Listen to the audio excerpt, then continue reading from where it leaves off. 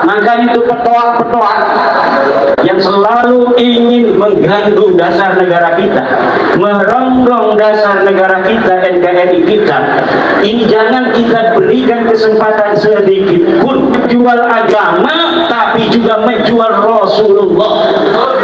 Mereka mengaku sebagai keturunan Rasulullah untuk apa? Untuk menjaring para mukibin itu agar hilang kesadaran kritisnya terhadap nilai-nilai kebangsaannya. Banyak sudah yang terkecoh oleh kepengakuan mereka sebagai turunan Nabi. Pas diteliti ternyata jangankan keturunan Nabi, orang Arab aja bukan. Ini para kabir-kabir itu, jangankan mereka keturunan Rasulullah, orang Arab aja bukan. Kita yang bisa kita lakukan adalah memberi kesadaran kepada bangsa Indonesia. Jangan mau terperdaya oleh orang-orang yang menjual agama untuk kepentingan politik. Suriah menjadi contoh nyata bagaimana hari ini dengan adu domba antar penduduk Suriah, keadaan Suriah sekarang chaos, kacau balau. Mereka memuntahkan peluru untuk saudara-saudara mereka sendiri. Presidennya diturunkan, akhirnya negara asing Israel masuk ke dalam negara Suriah. Mau tidak Indonesia ini dikuasai oleh orang asing? Maka itu petuak-petuak yang selalu ingin mengganggu dasar negara kita, merongrong dasar negara kita, NKRI kita, ini jangan kita berikan kesempatan sedikit pun. Bagaimana caranya? Caranya adalah sadarkan mukibin-mukibin, jangan ikut lagi mereka. Mereka bukan hanya menjual agama, tapi juga menjual Rasulullah. Mereka mengaku sebagai keturunan Rasulullah untuk apa? Untuk menjaring para mukibin-mukibin itu agar hilang kesadaran kritisnya terhadap nilai-nilai kebangsaannya. Akhirnya mereka menerima apa yang mereka ajak, padahal itu bukan untuk manfaat yang diajak, tapi semata untuk kepentingan dirinya dan kelompoknya saja. Banyak sudah yang terkecoh oleh kepengakuan mereka sebagai turunan Nabi. Pas diteliti ternyata jangankan keturunan Nabi, orang Arab aja bukan. Ini para kabir-kabir itu, jangankan mereka keturunan Rasulullah, orang Arab aja bukan. Dari mana tahunya? Dari DNA-nya. Orang Arab itu ber-DNA J1. Sementara 180 orang dari mereka yang telah tes DNA ketahuan oleh PWI, kita download itu semua hasilnya dari Amerika. Maka ternyata mereka bukan hanya keturunan Nabi, tapi ternyata keturunan Arab aja bukan. Dan sampai saat ini dari mereka belum ada yang berani untuk membantah itu semua. Baik dari sisi DNA yang sudah terbukti secara biologis, maupun dari penelitian saya secara ilmu nasab, ilmu sejarah yang sudah konklusif.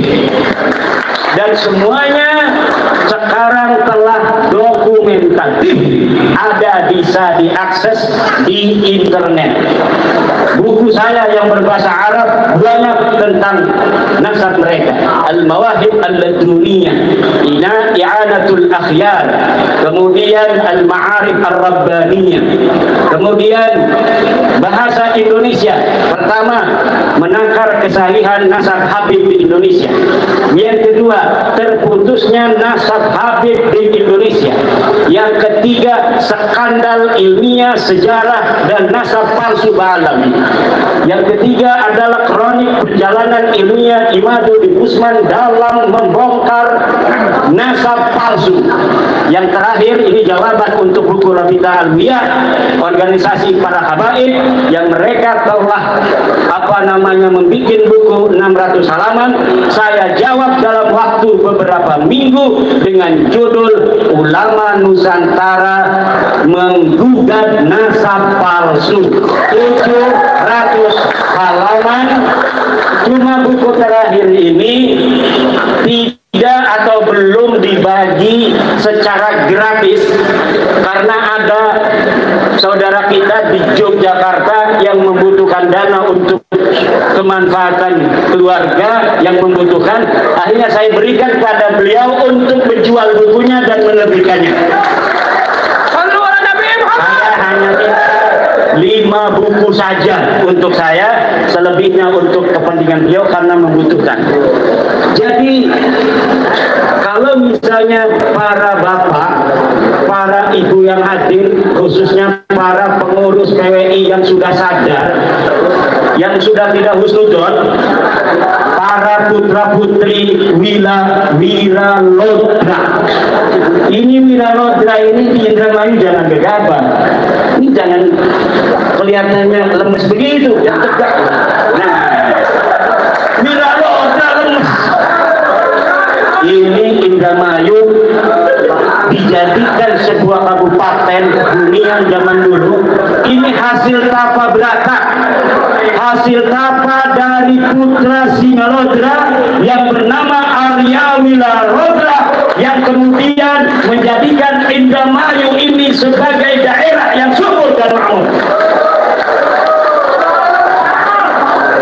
Tapi seorang kesatria tanpa wanita itu juga lemas. Betul. Akhirnya Arya Wilarodra menikah seorang pendekar wanita bernama Putri Dharma Ayu. Ini nggak ada yang menang ini melawan Putri Dharma Ayu. Pendekar-pendekar dari mana datang? Dari tanah Jawa, dari Sumatera, ingin mengalahkan Putri Dharma Ayu, tidak ada yang mampu. Dari Palembang ya? Dari Palembang datang itu bisa pokoknya. Akhirnya putra Indramayu asli mendengar, mana itu katanya wanita cantik namanya Dharma Ayu yang sudah mengalahkan seluruh para jawara tanah Jawa dan Sumatera. Ini dari loh bener. Saya Wira Lodra ingin ngadu kesaktian dengan Putri Dharma Ayu. Terjadi akhirnya pertarungan, betul saja Putri Dharma Ayu dapat dikalahkan oleh Arya Wira Lodra. Menikah 1525, akhirnya anak keturunannya begini-begini nih, cantik-cantik. Alhamdulillah.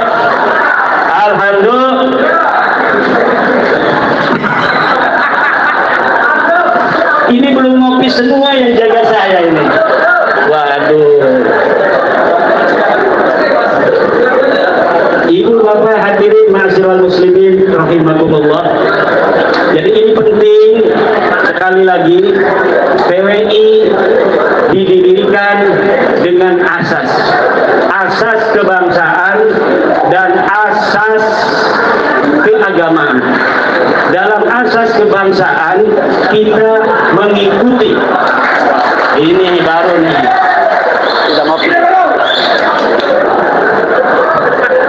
dalam kebangsaan kita mengikuti, kita berasas dengan asas Pancasila dan Undang-Undang Dasar 1945. Di dalam keagamaan kita berakidah ahli sunnah wal jamaah an-nahdiyah. Apa artinya an-nahdiyah? Bahwa PWI lahir dari rahim Nahdlatul Ulama dan akan berjuang untuk kepentingan para warga Nahdlatul Ulama, khususnya tentang kemanusiaan mereka yang hari ini dihina-hina, dianggap orang yang paling pinternya itu jauh kedudukan kemanusiaannya daripada Habib yang bodoh 70 derajat. Ini adalah penghinaan kemanusiaan, tidak sesuai dengan Pancasila sila kedua, kemanusiaan yang adil dan beradab. Udah manasabnya palsu, betul? Udah manasabnya palsu, nganggap orang lain lebih rendah 70 derajat. Yang dianggap lebih rendah itu adalah orang yang paling mulia, yaitu para kiai dan para ulama. Sejarah-sejarah dipalsukan. Katanya Sunan Gunung Jati itu bin Yahya, katanya Pangeran Diponegoro bin Yahya, katanya apa namanya itu Sumodiningrat juga bin Yahya, Sultan Hasanuddin Banten katanya bin Yahya.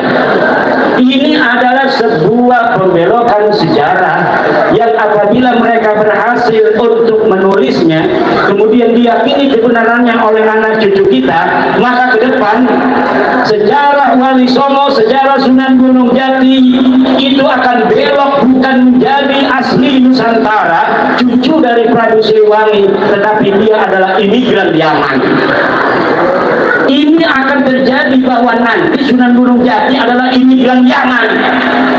Akhirnya apa? Kemuliaan akan diberikan kepada orang-orang Yaman, sementara orang Sunda, orang Jawa, orang Indramayu kebagian apa-apa, tidak kebagian apa-apa dalam kemuliaan di masa yang akan datang. Kuburan dibikin palsu. Wali Songo datang 1500, mereka bikin makam bohongan diberi tahun 1300. Artinya apa? Artinya bahwa mereka ingin merebut siapa orang yang menyebarkan agama Islam di Nusantara. Dari keaslian sejarah para Wali Songo, mereka ingin merebut agar Islam ini diyakini dalam sejarah, disebarkan oleh orang-orang Tarim. Mereka juga membuat narasi bahwa Indonesia bintu Tarim, Indonesia adalah putrinya Tarim. Tarim itu apa? Sama Indramayu aja gak ada apa-apanya, apalagi sama Indonesia. Dibandingkan Indramayu aja Tarim itu tidak apa-apanya, apalagi dibandingkan Indonesia. Dia katakan Indonesia itu Tarim apa-apaan. Berapa PAD-nya dia? Berapa pendapatan asli daerah Tarim? Berapa jumlah penduduk Tarim? Di bawah 1 juta. Jangankan untuk dia lebih mulia dari Indramayu, mungkin dari Loh Bener aja lebih mulia Loh Bener. Kita dibikin narasi-narasi yang bikin pakai udeng-udeng, makanya saya pakai udeng-udeng, pakai jubah, pakai sorban. Indonesia dicuci. Ada lagi Habib yang mengatakan, saya bertemu dengan kiai paling sepuh di Jawa Barat. Lalu dia mengatakan dia bermimpi dengan Prabu Siliwangi, dan Prabu Siliwangi mengatakan Jawa Barat ini milik NTB, katanya. Ini narasi-narasi dusta begini, walaupun kelihatannya sepele, kalau diulang-ulang terus, kemudian diyakini, maka ini akan dianggap sebuah kebenaran. Yang Prabu Siliwangi ini yang megang mic warna merah ini cucunya Prabu Siliwangi. Orangnya jelas, wajahnya wajah orang Sunda, wajahnya wajah orang Indramayu ini. Walaupun Banten asalnya dari Cirebon, Indramayu mungkin saja, walaupun saya belum meneliti, masih ada darah Arya Wilarondra. Ini jangan sampai tadi budaya-budaya kita dihilangkan. Pesantren-pesantren sekarang tidak ada lagi tuh yang baca-baca kidung begitu. Puji